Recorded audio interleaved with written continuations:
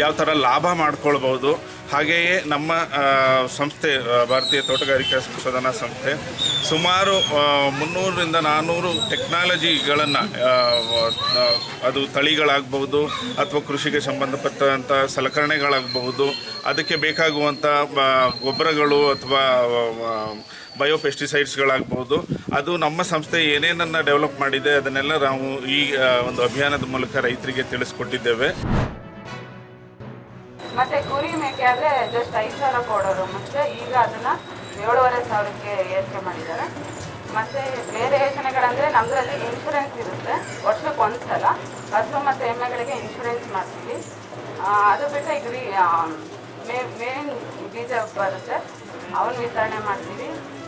ಮತ್ತು ಈಗ ರೀಸೆಂಟಾಗಿ ನಾಟಿ ಕೋಳಿ ಮರಿ ಬಂದು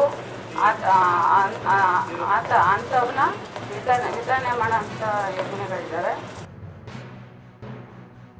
ನಾವು ಶೇಖರಣೆ ಮಾಡಿ ಅದೇ ರೈತರಿಗೆ ವಿತರಣೆ ಮಾಡ್ತಾ ಇದ್ದೀವಿ. ಎಲ್ಲ ರೈತ ಬಾಂಧವರು ಸಹ ಏನು ನಿಮಗೆ ನೀವು ಯಾವ್ಯಾವ ಬೆಳೆ ಬೆಳೀತೀರ, ನಮ್ಮ ಒಣ ಬೇಸಾಯ ಬೆಳೆಗಳು ಅವನ್ನ ರಿಯಾಯಿತಿ ದರದಲ್ಲಿ ಕೊಡ್ತಿರೋದ್ರಿಂದ ನೀವು ನಮ್ಮಲ್ಲಿ ಎಲ್ಲರೂ ಹೊತ್ತು ಆಲ್ಮೋಸ್ಟ್ ನಮ್ಮ ಇಲಾಖೆಯಲ್ಲಿ FID ಆಗಿರಬೇಕು. FID ನೋಂದಣಿ ಸಂಖ್ಯೆ ತಂದರೆ ನಾವು ರಿಯಾಯಿತಿ ದರದಲ್ಲಿ ಬಿತ್ತನೆ ಬೀಜ ಕೊಡ್ತೀವಿ. ಇದು ನಮ್ಮ ಪ್ರಥಮ ಈ ಮುಂಗಾರಿನ ಕಾರ್ಯಕ್ರಮ.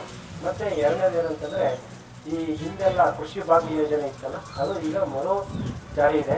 ಈ ವರ್ಷವೂ ಸಹ ನಾವು ಕೃಷಿ ಭಾಗ್ಯ ಯೋಜನೆ ಅನುಷ್ಠಾನ ಮಾಡ್ತಾ ಇದ್ದೀವಿ.